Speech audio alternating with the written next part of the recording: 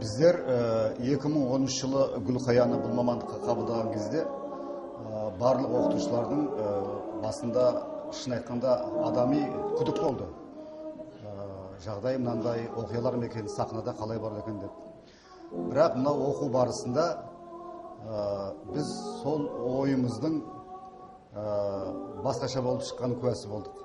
Себебі мынау барлық мүшесі сау студенттерден қалыспай, тіпті шын айтқанда жігері, өмірге деген, өнерге деген ішкі құштарлығы мол, барлық байқаулардан, конкурстардан қатыспай, жүлде алып, грамота, дипломдармен марапатталып, біздің мынау мамандыққа, кафедраға көптеген жеңістер, жетістіктер әкеліп жатыр.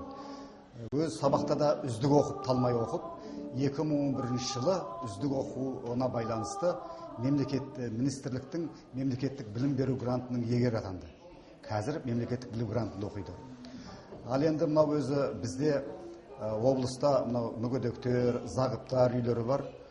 Солардың барлық шын айтқанда Гүлқая барлық мәдени шараларына белсене араласып, бел ортасында жүреді. Өте жақсы. Енді мен ойлаймын, осы Құдай қаласа оқу бітіргенше келесі жылы сол өзінің саласы бойынша мәдениет саласында өзінің ұйымдастырушылық педагогтық қызметін жалғастырып, бізге жақсы атақтар әкеле береді.